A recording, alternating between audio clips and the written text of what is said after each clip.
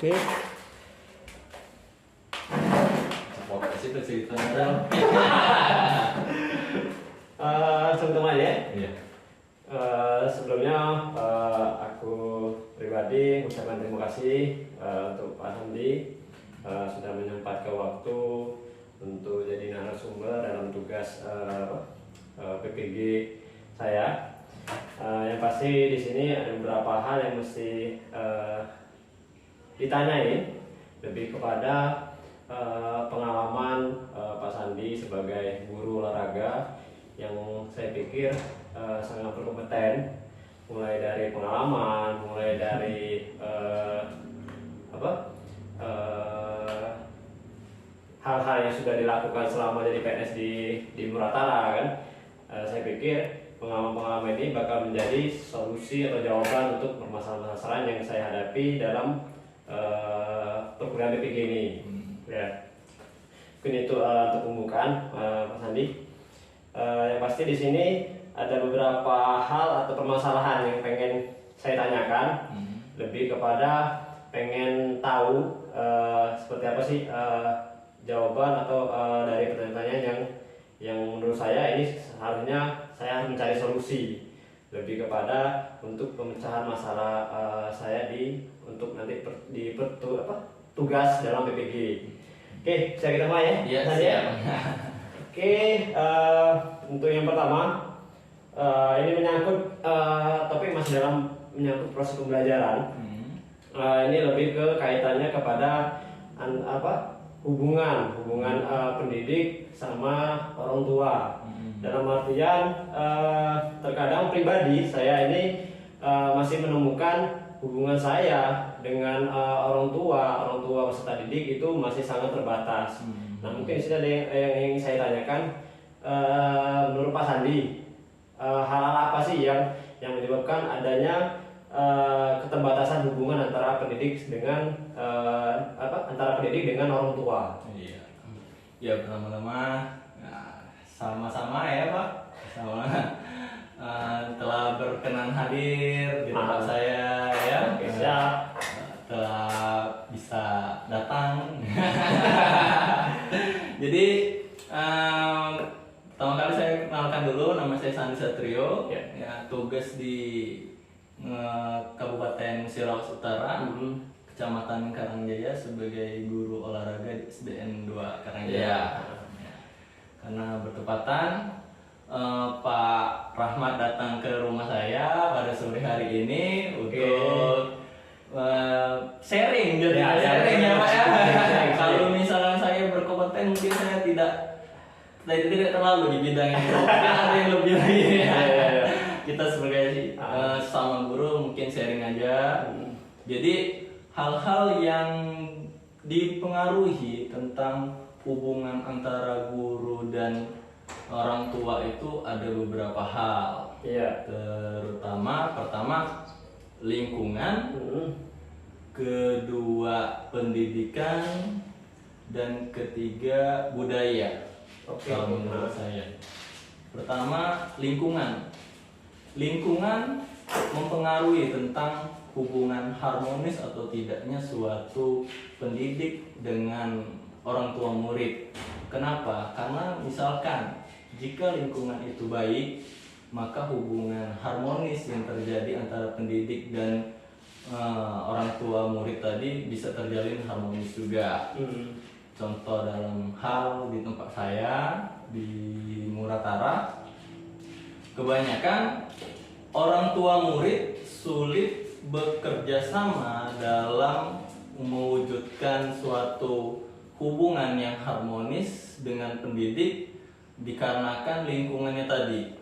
Nah, misalkan di lingkungan itu kita analogikan, misalkan lingkungan penuh dengan efek negatif. Misalkan di situ ada yang sering orang tuanya mengalami misalnya itu narkoba gitu ya, ada kan?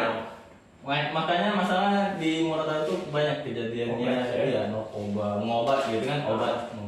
Nah, kedua kekerasan dalam rumah tangga itu banyak.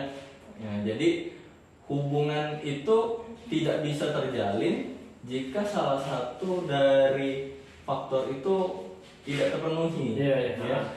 Jadi ketika pendidik membutuhkan kerjasama orang tua murid, contoh dalam hal belajar anak, misalnya anak ini tidak bisa membaca, tidak bisa mengikuti pembelajaran di sekolah dengan baik. Nah, kita sebagai pendidik kan kita minta tolong kerjasama dengan orang tua kan, agar bisa dilihat atau diperhatikan anaknya dalam belajar. Tetapi kalau misalnya di tempat saya itu kerjasama tidak terjalin, dikarenakan kalau misalnya saya tanya ke kalau ke siswa saya tanya, kenapa tidak belajar di rumah? Karena orang tuanya pertama dia takut kena marah bapaknya, takut kena ini gitu ya.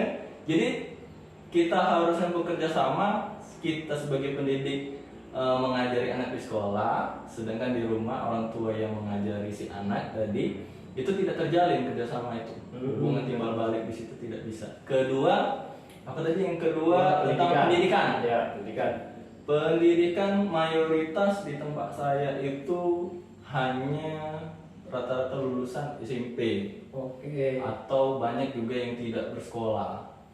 Nah, jadi ketika anak tadi mengalami kesulitan dalam belajar di sekolah, orang tua itu cenderung tidak bisa juga mengajarkan karena membimbing karena kebanyakan di situ juga ada yang tidak bisa baca, ada yang tidak pandai berhitung. Jadi anak-anak di situ waktu di sekolah belajarnya kurang karena keterbatasan waktu cuma hanya dari jam 7 sampai jam 12, itu saya merasa sangat kurang untuk belajar anaknya.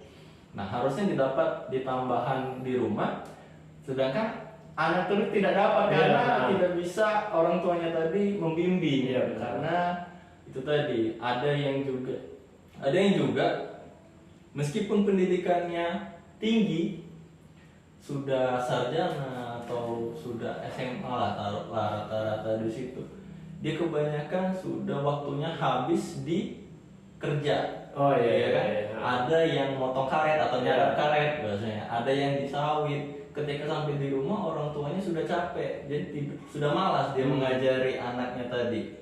Ketiga, budaya. Nah, budaya tadi balik lagi pertama, kalau misalnya budayanya tadi positif, akan terjalin mempengaruhi gaya belajar anak.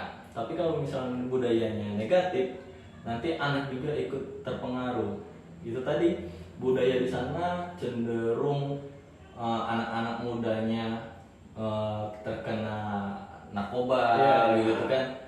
Nah, tidak menutup kemungkinan orang tuanya tadi ketika mudanya dia juga memakai gitu. Jadi tidak bisa dia membimbing anak-anaknya tadi dengan belajar dengan baik, dengan benar. Meskipun kita sebagai pendidik sebenarnya butuh kerjasama benar gitu. Nah, mungkin ada beberapa hal yang menurut saya yang penting tadi, hubungan antara pendidik dan guru itu harus saling bekerja sama, harus terjalin. Ya, itu mungkin itu tadi. Karena pada dasarnya pendidikan itu tidak cukup di sekolah. Karena waktu anak kalau di sekolah itu hanya setengah hari dan selebihnya mereka itu anak berada di rumah. Siap. Oke, lanjut Mas Andi ya. Ini untuk masalah hubungan pendidik sama orang tua. Kemudian di sini lebih ke masalah proses pembelajaran. Pribadi saya sudah mengoreksi bahwasanya saya guru ini belum maksimal dalam mengimplementasikan pembelajaran inovatif. Menurut Pak Sandi ini apa sih kira-kira yang menyebabkan guru-guru saya termasuk saya itu termasuk dalam yang belum bisa mengimplementasikan pembelajaran inovatif. Jadi pembelajaran inovatif sendiri kita bisa ciptakan melalui dari kondisi belajar sekolah. Misalkan contoh kasus ketika saya dulu berada di Sulawesi. Ya, Ketika itu saya masih kegiatan SMP. SMP, ya. Iya. Oke. Di situ sekolahnya minim, tidak ada alat belajar sama sekali, sekolahnya juga kecil, lapangan tidak ada, segala macam tidak ada. Jadi saya berpikir bagaimana cara mewujudkan pembelajaran yang inovatif, kreatif, Oke, ya, nah. agar bisa menumbuhkan semangat belajar anak. Iya. Contohnya saya dulu itu ketika ada kelapa, satu buah kelapa, saya terpikir kan di situ kebetulan di sekolah itu dikelilingin pohon-pohon kelapa gitu kan. Adalah saya melihat kelapa jatuh di situ sudah tua. Saya terpikir kalau misalkan saya tidak punya alat olahraga, saya harus bisa menciptakan alat olahraga itu sendiri. Oke. Nah, jadi saya muncul rasa ingin kreatif, inovatif tadi. Saya bentuklah kelapa tadi sedemikian rupa seperti bentuk bola. Saya buka cangkangnya segala macam. Saya jadiin itu sebagai alat pembelajaran. Oke. Ketika saya cobakan, ternyata anak itu suka, senang, tertarik. Dari situ saya olah lagi apapun yang ada di sekolah, entah itu bangku sekolah, entah itu meja, saya bisa ciptakan sebagai alat pembelajaran di lapangan. Iya. Jadi dari situ saya merasa, oh anak ini tidak butuh alat olahraga yang bagus, dia hanya butuh cara mengajar guru-guru yang menyenangkan. Oke, benar. Nah, jadi di situ harapan saya untuk guru-guru, kalau misalkan dia tidak merasa mempunyai kreatif atau inovatif sendiri dalam jiwanya, harus bertanya atau sharing ke sesama guru atau sesama teman sejawat agar memunculkan saling bertukar ilmu, bertukar pikiran. Oh iya, di sekolah saya bisa begini, di sekolah saya bisa ini. Jadi hubungan timbal balik tadi, kita sharing ilmu tadi bisa terjalin dan bisa kita praktekkan ke sekolah. Jadi bisa memunculkan rasa inovatif tadi. Kalau misalkan saya cerita ke Pak Rahmat tentang batok kelapa dijadiin sebuah alat media pembelajaran, mungkin Pak Rahmat juga ada media lain yang bisa mempraktekkan itu ke saya. Oh jadi kita bisa bertukar, Iya. Jadi itulah bisa memunculkan rasa inovatif. Atau Pak Rahmat berpikir, oh itu bisa dijadikan seperti ini juga batok kelapa tadi di media lain. Oh itu kan bisa memancing rasa inovatif kita tadi ke pembelajaran yang menyenangkan, terutama menyenangkan. Oke. Berarti lebih ke kurangnya komunikasi antar guru ya, yang menyebabkan si guru termasuk juga saya mungkin belum bisa mengimplementasikan kegiatan pembelajaran inovatif. Oke, siap. Temu ini. Oke, lanjut. Kemudian berikutnya nih Pak Sandi nih. Pribadi saya dalam hal ini masalah berikutnya adalah belum terlaksana pembelajaran berbasis HOTS kan.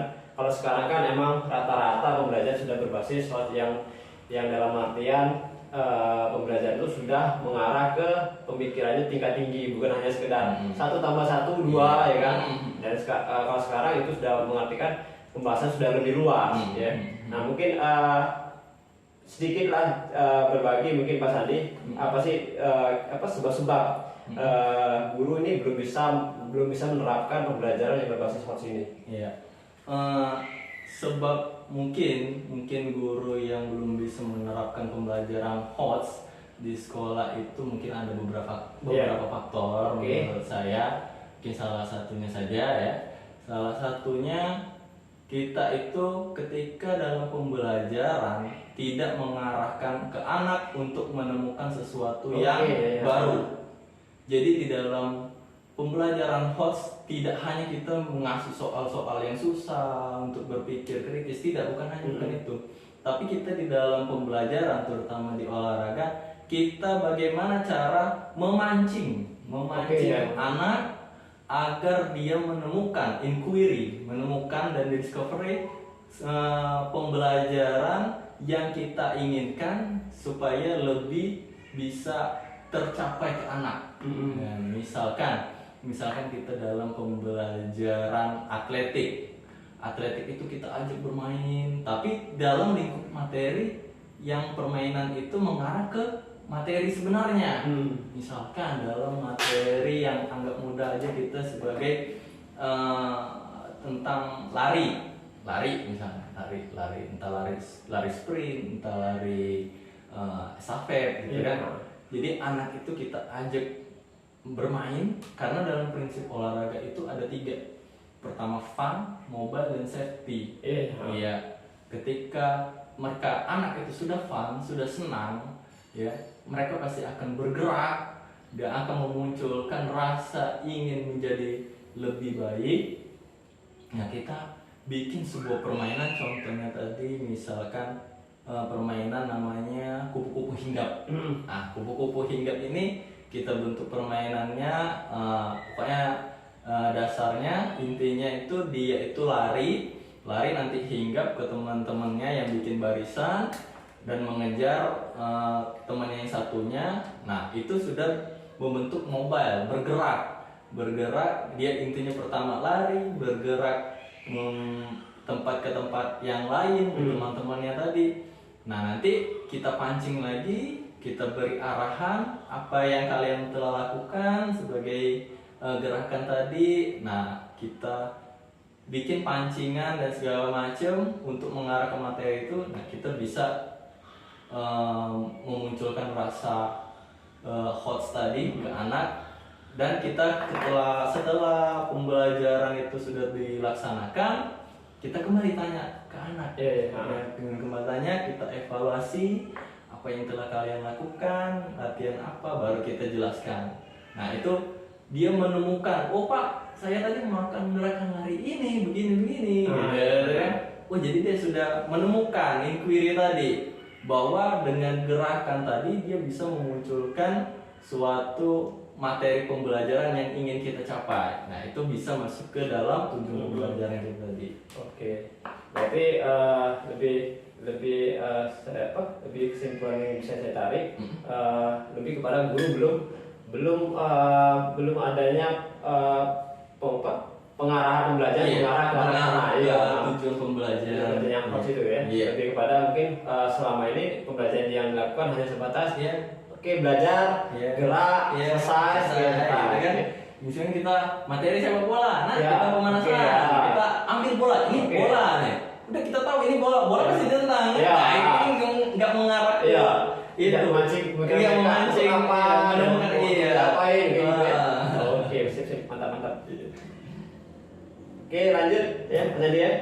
Oke, nah ini konteks pembicaraan masalah untuk pemakaian teknologi. Karena pada era zaman sekarang tidak bisa dipungkiri bahwasanya seluruh kegiatan itu kita tidak terlepas dari namanya teknologi kan.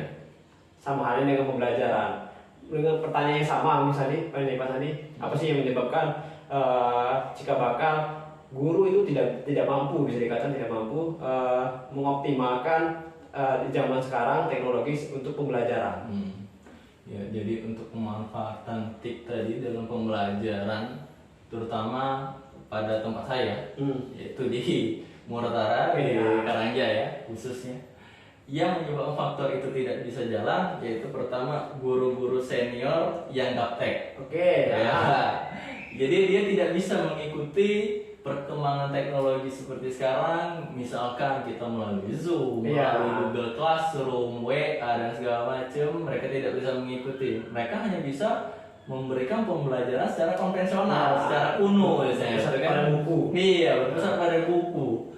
Nah, yang kedua tempat. Tempat itu tidak semuanya daerah itu memiliki sinyal yang bagus, ya kan, yang mendukung untuk melaksanakan pembelajaran tersebut. Meskipun kita mempunyai kemampuan untuk mengolah alat tadi, mengoperasikan tadi, tetapi kita tidak didukung oleh keadaan sinyal yang mendukung, pembelajaran itu tidak bisa dilaksanakan juga.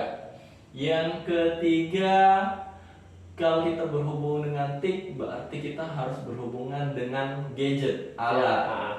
Nah, di situ kondisi di tempat saya di situ orang tuanya beraneka macam sudut ekonominya, Iya. segi ekonominya ada yang menengah, ada yang ke bawah, ada yang ke atas, Iya, banyak kan iya, menengah ke iya. bawah. Iya. Jadi untuk makan saja mungkin mereka itu perharinya masih bingung mencari, apalagi untuk Memfasilitasi, memfasilitasi anaknya sebuah HP atau sebuah laptop. Nah itu menjadi suatu kendala Kendala juga. Nah dan yang lain sebagainya. Oke, berarti yang terakhir itu lebih faktor kepada anak ya. Iya. Jadi berarti ya. Mm-mm. Untuk sarana prasarana kebanyakan tidak semuanya anak bisa difasilitasi Iya. ya. Yang menyebabkan itu juga menjadi kendala untuk guru dalam mengoperasikan teknologi. Iya. Oke, nah sekarang ini Mas Adi, ini bakal menjurus ke pembelajaran pelajaran ya, ke olahraga ya. Iya. Jadi kalau tadi kita sudah sharing masalah proses pembelajaran kan, bagaimana pemecahan masalah untuk pengoptimalan, memaksimalkan kan proses pembelajaran. Nah ini lebih ke hal yang sudah saya lakukan, tapi bisa dibilang masalah ini masih saya terus hadapi. Oh iya. Oke. Oke, lebih ke materi kan. Contoh nih, saya bukan contoh sih sebenarnya, mas saya angkat kan, bekas saya jadikan permasalahan yang akan saya selesaikan di perkuliahan BPG ini, yang mana di sini butuh solusi, mungkin juga butuh tukar pikiran juga dengan Pak Sandi. Masih konteksnya masih bicara masalah sebab ya. Iya. Dalam hal ini adalah mungkin bisa saya jabarkan dikit untuk pembelajaran ya, untuk pembelajaran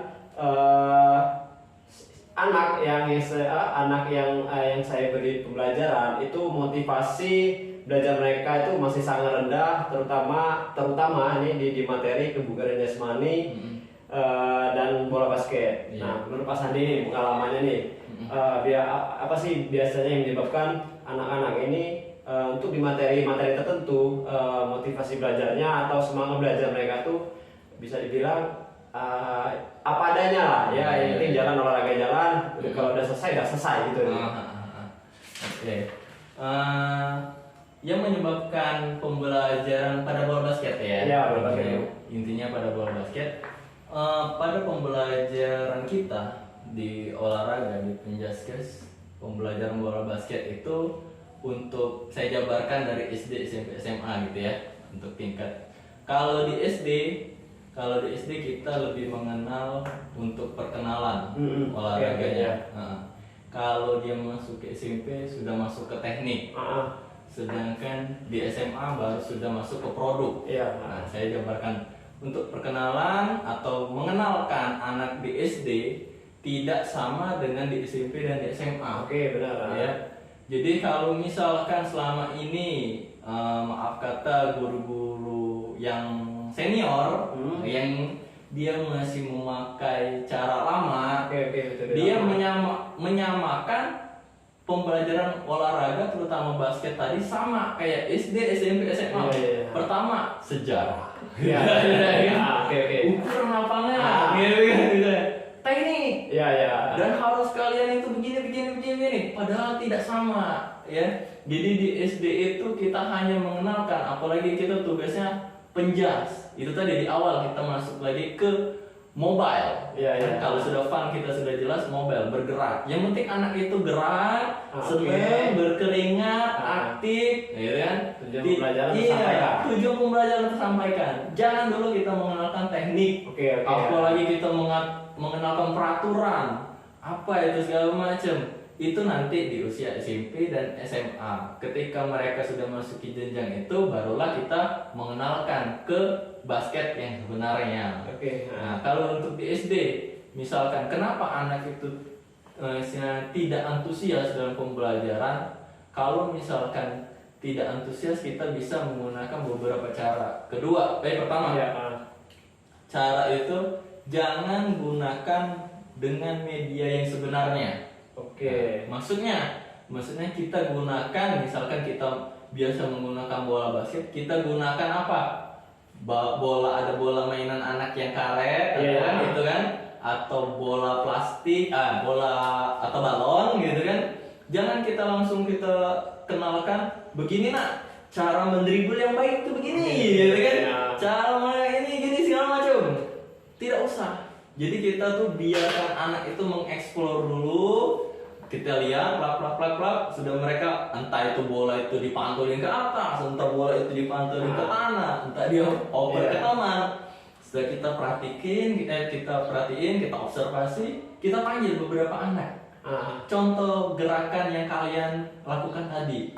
Nah sudah, oh mereka nya ada yang bolanya memantulkan ke tanah, ada yang bola yang mengoper ke atas segala macem, ya kan? Nah itu mau begini nak, coba lakukan yang begini kayak temannya ini. Nah itu kan kita bisa memunculkan, tapi tanpa menggunakan teknik yang sebenarnya, tapi sudah mengarah atau menjurus ke pembelajaran. Jadi atau kita bikin game kita pantulin bola itu setinggi-tingginya, nanti mereka kejar bola itu mereka pantulin lagi. Itu kan bisa membuat pembelajaran aktif dan menyenangkan. Nah mungkin itu salah satunya medianya kita ubah. Kedua cara permainan. Kalau misalkan kita yang biasanya harus bola basket itu harus masuk kering, gak usah. Kita ubah, entah itu masukin di keranjang sampah yang kita bikin ditaruh di lantai atau segala macam. Jangan membuat anak itu susah. Yang penting anak itu mau bergerak, terutama permasalahan yang sering ada di lapangan itu anak cewek. Iya benar. Ya, anak cewek itu susah untuk Pak, susah Pak, nggak bisa Pak, segala macam. Kita lihat dulu mereka. Oh mereka ini mereka itu nggak suka, susah bergerak, sama nggak antusias itu kita lihat. Oh mereka ini nggak mau mempraktekkan karena gerakannya itu susah, gitu kan? Benar. Nah, oh mereka ini nggak mau karena susah begitu, mereka nggak tahu caranya. Nah kita arahkan, nih anak, coba kalian bikin permainan begini misalnya. Nah, oh mereka ketika mereka sudah pegang bola aja udah seneng, itu tujuan pembelajaran sudah bisa tercapai. Iya, karena apa? Kita pertama membuat anak itu senang, bergerak, aktif, menyenangkan. Nah itu sudah pembelajaran penjas itu sudah terpenuhi. Jadi tidak harus kita seperti zaman dulu teknik harus benar. Kalian harus begini ya. Guru terlalu kaku. Pantul harus begini ya. Kalian harus malah begini. Mereka pasti yang cewek-cewek itu susah. Kalau yang cowok jangan ditanya, ketika dia sudah pegang bola pasti dia mau semua.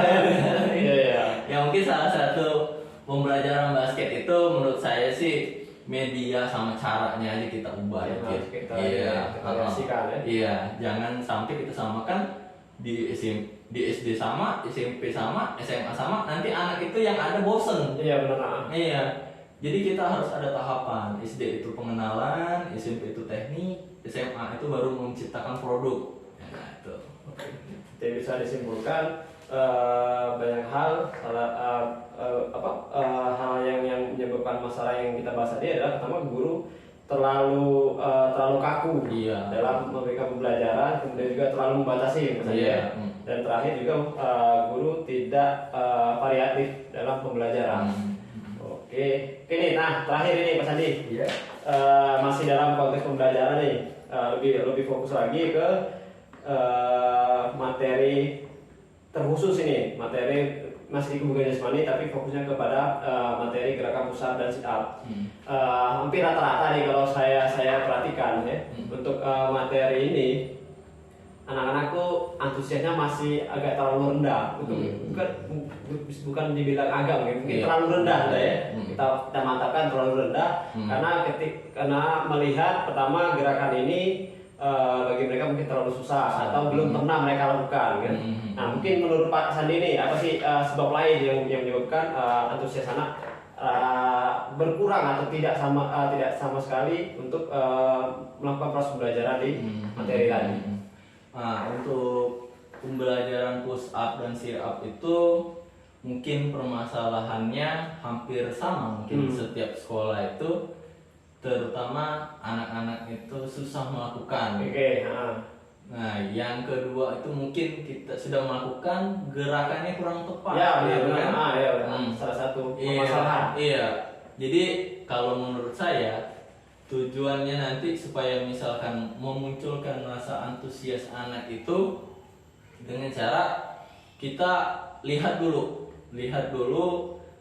kondisi anak, lihat kondisi anak, kita cobain dulu. Yaitu tadi di awal gerakan penjas itu tidak harus menjurus ke materi teknik yang sebenarnya, tapi cukup mengarahkan anak supaya mereka mau. Tujuannya itu pertama mau dulu.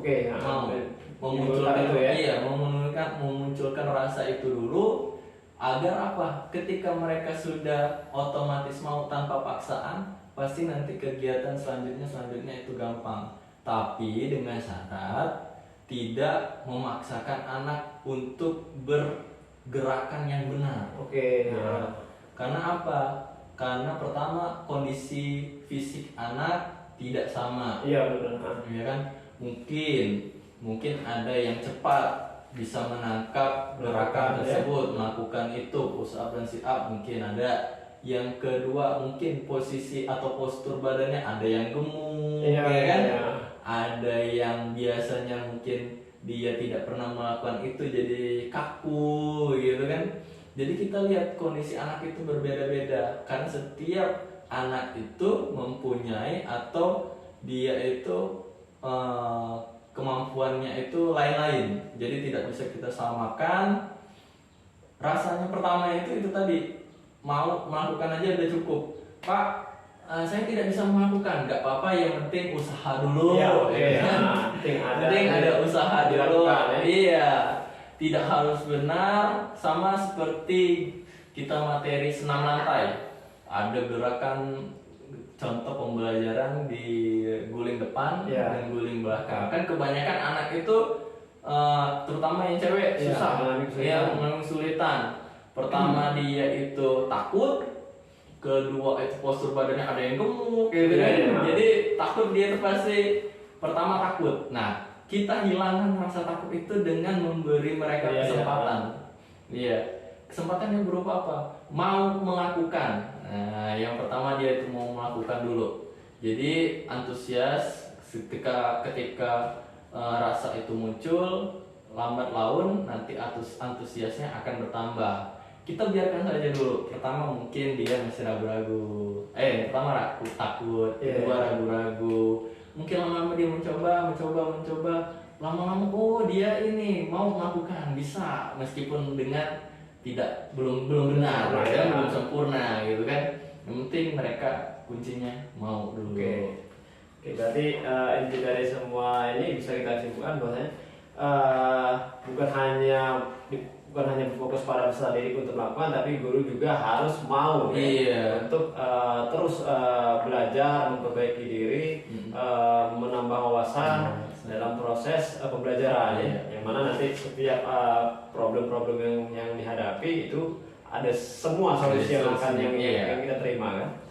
Oke, saya rasa cukup Pak Sandi untuk pembahasan wawancara ini. Saya rasa apa yang saya butuhkan untuk penugasan ini, terus juga permasalahan-permasalahan yang menurut saya harus saya selesaikan, rasanya sudah benar-benar ada solusinya dari Pak Sandi dan juga sudah dijabarkan bahwasannya solusi dan sebab-sebab yang disampaikan ini akan menjadikan bahan saya untuk dikoreksi secara pribadi dan bakal saya evaluasi, sehingga nanti di akhir materi yang benar saya angkat ini benar-benar problemnya itu bisa dipecahkan dan saya mendapatkan solusi terbaik untuk permasalahan ini.